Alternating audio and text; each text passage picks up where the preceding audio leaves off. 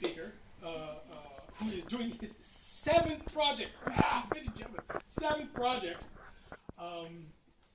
on he doesn't say what it's a researcher topic. This is when we have to do some research and present some researched information.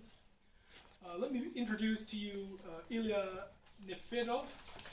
Please, Ilya, come on up and tell us about your speech, the history of time. Stage is yours. Dear Mr. Toastmasters, fellow members, and very welcome guests.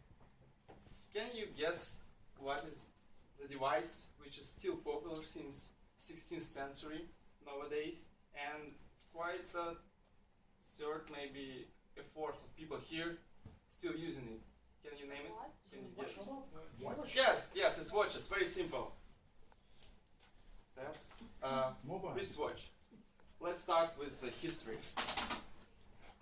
Watches first appeared in the 15th century by German watchmaster Peter Helle.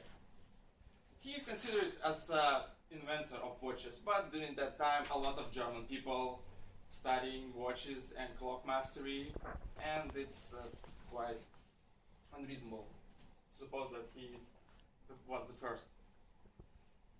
First watches was based on spring, just on the mainspring, and they have only one arm, and was very imprecise. The huge leap of accuracy appeared during the invention or adding the balance wheel to the balance spring. Since then, the accuracy rise from several hours per day to several minutes per day. And that was the reason that leads to adding the second arm, the minute arm, to the watches. Another and the most important invention during the clock mastery was the lever escapement. That's actually the cord that allows to make ticks, not to release the R on the whole circle, just by tick. And this was invented in the year 1759. And since then, actually this motor wasn't used in movement. The common use of this element was in the beginning of 19th century. And speaking about wristwatches itself, that we wear on the wrists, they appeared in the 16th century. The Elizabeth I of England was presented by watches which been named like iron clock. And since that time till the very beginning of 20th century, only women can wear iron clocks.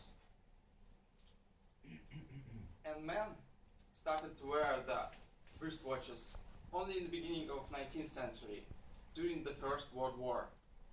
As usual, war is the mother of the progress. First wristwatches, was basically the pocket watches, but highly tied by the strap to their arm. And only in the 1903, the Swiss company, they patented the design of wristwatches we have nowadays with this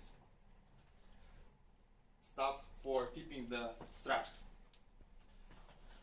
And then one very sophisticated guy from Switzerland, he moved to London in the year 1905. He started his own company, which has been called Wisdom and Davis. Wisdom was his surname and Davis was his brother-in-law. Soon, that company converted to the Rolex company. Another very important event during the watch history was the invention of the quartz watch.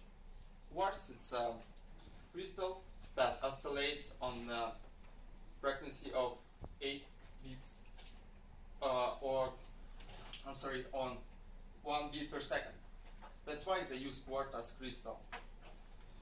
Since quartz watches appeared, they quietly fulfill market. Since 1980, almost 80% of the watches were quartz.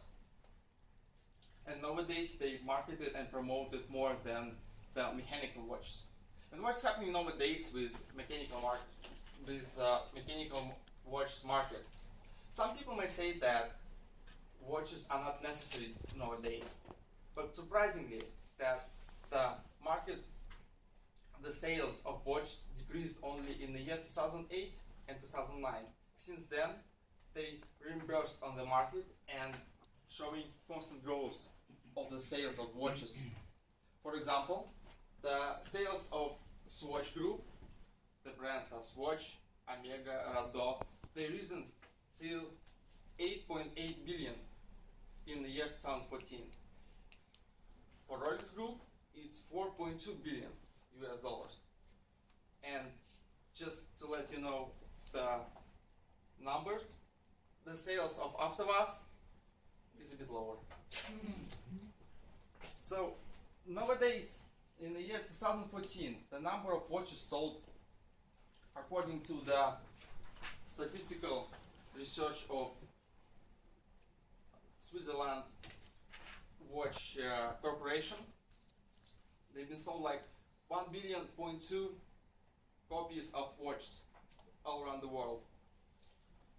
During the same year, 2014, only 1 billion of smartphones were sold. So nowadays, each 6th person on the planet can have a watch. It's quite a lot. Why we find them attractive and they still on the market? Most probably the reason is that during this digitalized era, during the time we have iPhones, iPads, and a lot of digital stuff, we want to have something analogous.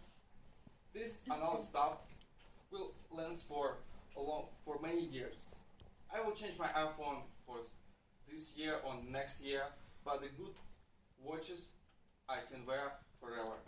So it is up to you how you will keep your time.